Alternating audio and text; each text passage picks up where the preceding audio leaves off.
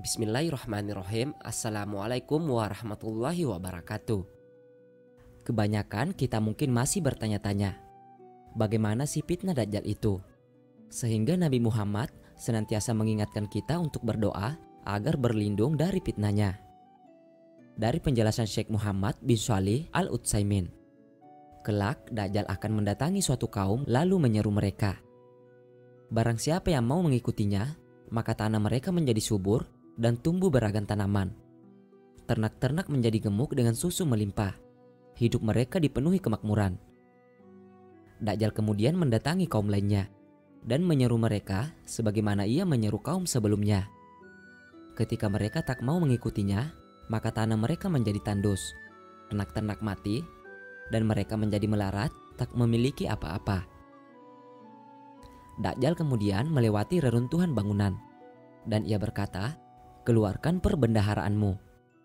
Maka keluarlah dari reruntuhan tersebut segala macam harta benda berupa emas, perak, dan perhiasan lainnya seperti keluarnya gerombolan lebah dari sarangnya. Fitnah lainnya adalah ketika seorang pemuda bertemu dengannya dan berhasil mengenalinya. Pemuda ini berkata, "Engkau adalah Dajjal yang telah diceritakan oleh Rasulullah Sallallahu Alaihi Wasallam kepada kami."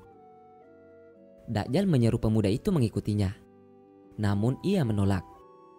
Hingga pemuda itu dipukul, dilukai, dan dibunuh lalu dipotong menjadi dua bagian. Dajjal kemudian menyerunya dan pemuda itu hidup kembali. Namun pemuda itu masih teguh berkata, "Engkau adalah Dajjal yang telah diceritakan oleh Rasulullah Sallallahu Alaihi Wasallam kepada kami."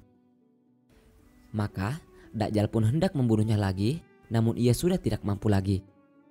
Dan ia tidak akan mampu menguasai seseorang pun setelah pemuda tadi.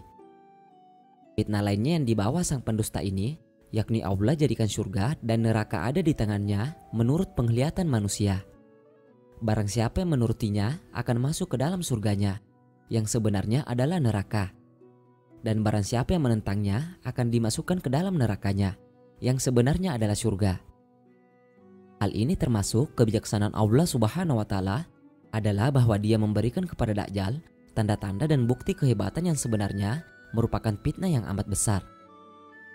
Karenanya, kita membutuhkan pertolongan Allah agar tetap teguh dalam keimanan. Jika tidak, maka niscaya kita akan tersesat dengan semua apa yang dibawa oleh sang pendusta ini. Nauzubillahi min zalik.